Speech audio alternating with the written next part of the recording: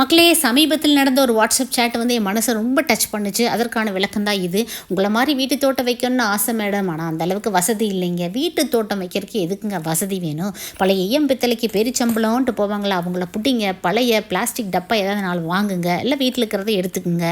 வாசலில் கிடக்கிற மண்ணை கொஞ்சம் போடுங்க, காய்ஞ்ச இலைசருகள் அதில் போடுங்க, தண்ணி ஊற்றுங்க. 10 நாளில் அழகாக உரமான மாறும். அப்புறம் கிச்சன்லேருந்து கத்திரி விதை, மிளகா விதை, வெண்டைக்காய் விதை எல்லாத்தையும் எடுத்து கொண்டு வந்து போடுங்க. அவங்க அழகாக முளைச்சி பலன் கொடுக்கும்போது 10 டப்பா 20 டப்பாவாகும், 20 30 ஆகும், 30 40 ஆகும். இப்படியே நம்மளோட ஆர்வத்தை நம்ம தான் வளர்த்திக்கணும். நம்மளோட ஃபேமிலி ஹெல்த் ரொம்ப முக்கியம். நம்மளோட குழந்தைகளுக்கு நஞ்சு இல்லாத ஒரு இயற்கையான உறவு பழக்க வழக்கத்தை நம்ம கொடுக்கணும் அப்படிங்கிற பெரிய ஆர்வம் வந்ததுன்னா ஆட்டோமேட்டிக்காக கிடைச்சதில்ல. இன்றைக்கி ஒரு சாம்பாருக்கு, ஒரு வறுவலுக்கு, ஒரு கூட்டுக்கு வாங்க என்னன்னு பார்த்துடலாம். இன்றைக்கி முள்ளங்கி சாம்பார், மண் சட்டியில் பசலைக்கீரை கூட்டு, கோவக்காய் வறுவல், சும்மா சுருக்குன்னு மழை பெஞ்சிட்டு இருக்குதுங்க. அப்புறம் பூண்டு வறுத்தது, சாதம். இன்னைக்கு உடம்பு முடியல, நல்லா சிம்பிளான ஹெல்த்தியான சமையல். Happy gardening.